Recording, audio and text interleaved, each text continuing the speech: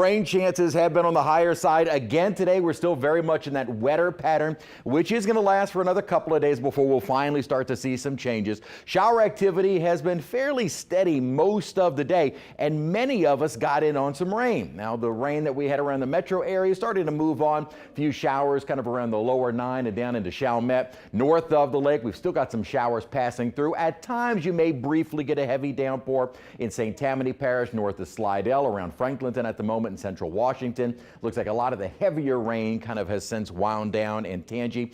In Mississippi, our Mississippi counties getting on some of that rainfall, especially over Poplarville. And then south of the city, down toward the Bayou parishes, had just recently gotten in on some heavy rainfall over Grand Isle, moving more into central Jefferson Parish as it stays on the west bank. But the trend will be for most of these storms to wind down in the coming hours. But like we saw yesterday, may still have a few showers kind of popping up or even moving through even well after dark. This is not exactly the normal summer pattern with the disturbance that has been keeping our rain chance on the high side. And we're looking at about a 60-70% chance of rain again during the day tomorrow, with a low end threat for some flooding. At the moment, clearing out over downtown, at least the rainfall moving out. We're still under cloudy skies, but 76 degrees does help to knock those temperatures down. Again, the silver lining has been we've been staying out of the 90s the last several days, or if we do get into the low 90s, we don't stay there for very long. Our high for the day was at 10 a.m. at 89 degrees.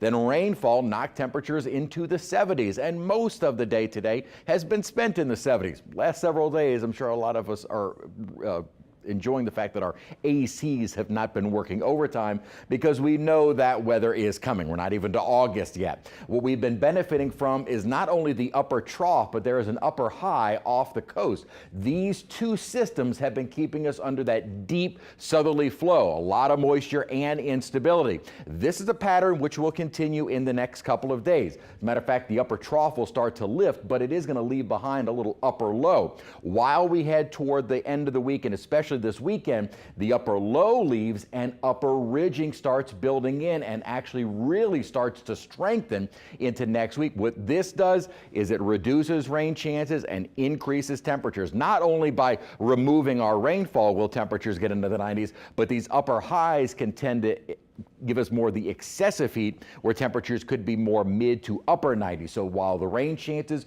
will be lowering, the increasing temperatures will be felt a little bit probably above normal. Normal high this time of year is 92 degrees. Now we'll keep that low end threat for street flooding not only tomorrow, but also Thursday. It's removed from the area on Friday, then brought back for Saturday. We'll keep our rain chances and I think equal chances for some of those heavier downpours over the coming days. As far as anything widespread, again, not expecting that with regards to flooding, but over the next 5 days could see another 1 to 2 inches of rainfall. Again, widespread. Localized amounts would be where we would get any kind of flooding concerns. So our wetter pattern continues with a lot of our rainfall at the moment. Wrapping up, we'll likely still have these around for the next couple of hours, and then later on tonight, mainly after midnight, ending. Then we'll start off the day rather dry with more rainfall developing with afternoon heating and the added instability. Now, out in the tropics, we are quiet and not expecting any development for the next 7 days. That puts us to almost